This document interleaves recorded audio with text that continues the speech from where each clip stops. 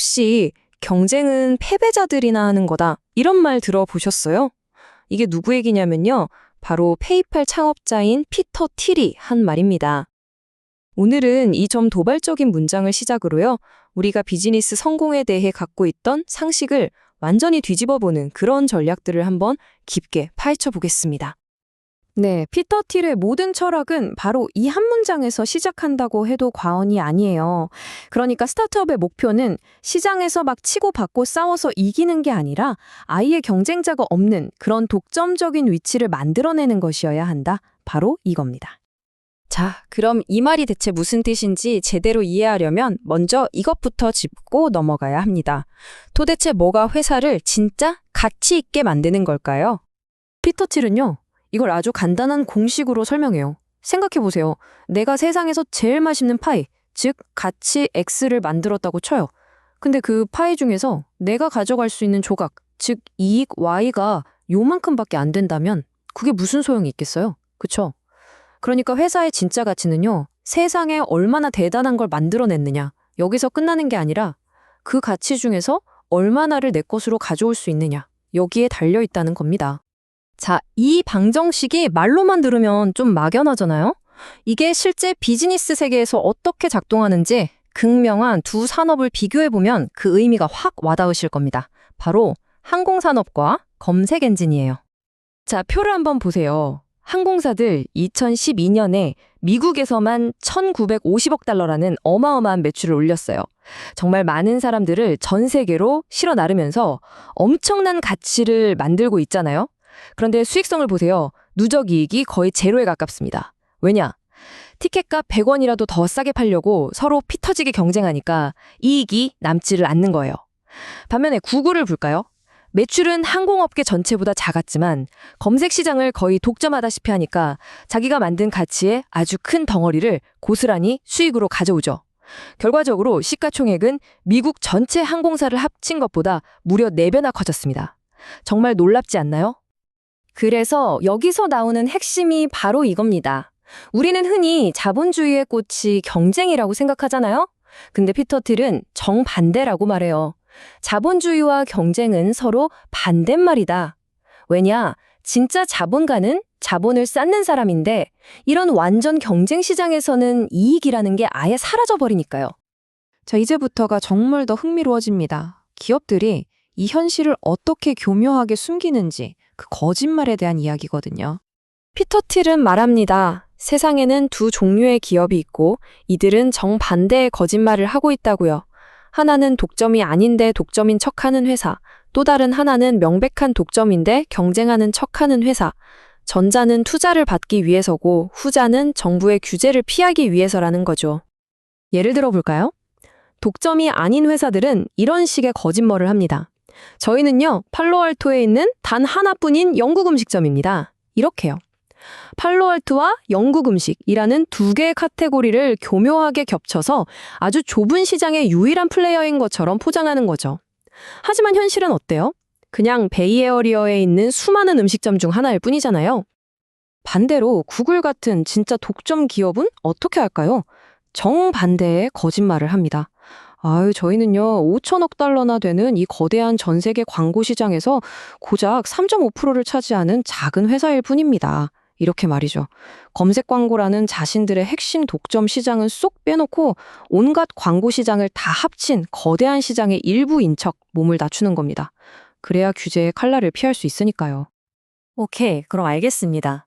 독점이 좋다는 건 알겠는데 그래서 도대체 어떻게 이렇게 단단하고 오랫동안 가치를 창출하는 독점 기업을 만들 수 있을까요? 지금부터 그 구체적인 성공 전략, 그 플레이북을 한번 열어보겠습니다.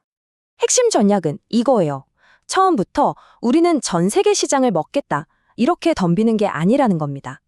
먼저 아주 작고 구체적이고 그래서 내가 완전히 지배할 수 있는 그런 작은 연못을 찾아서 거기서 가장 큰 물고기가 되는 거죠. 그리고 나서 그 연못을 장악한 뒤에 마치 동심원이 퍼져나가듯이 옆에 있는 다른 연못으로 차근차근 확장해 나가는 겁니다. 이게 그냥 이론이 아니에요. 지금 우리가 아는 거대 독점 기업들의 시작을 한번 보세요. 아마존? 처음엔 그냥 온라인 서점이었어요. 페이스북은요? 하버드 학생들만 쓰는 그것도 고작 10,000명으로 시작한 그들만의 소셜 네트워크였죠.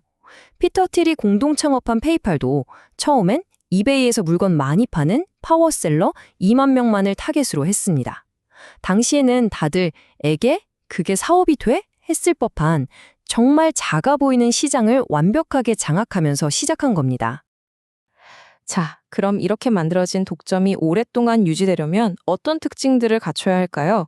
피터 틸은 4가지 핵심 요소를 이야기합니다. 첫째, 남들이 따라올 수 없는 독점 기술. 그냥 좀 더 좋은 수준이 아니라 기존 것보다 최소 10배는 더 나아야 해요. 둘째, 네트워크 효과. 페이스북처럼 쓰는 사람이 많아질수록 그 서비스 자체가 더 유용해지는 거죠. 셋째, 규모의 경제.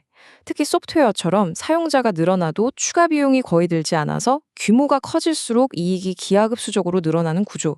그리고 마지막으로 애플처럼 딱 들으면 떠오르는 강력한 브랜드입니다. 이 4가지가 바로 독점을 지키는 해자, 모트가 되는 거죠. 여기서 피터 틸은 또 하나의 상식을 뒤집습니다. 보통 퍼스트 무버, 즉 시장 선점자가 중요하다고 하잖아요.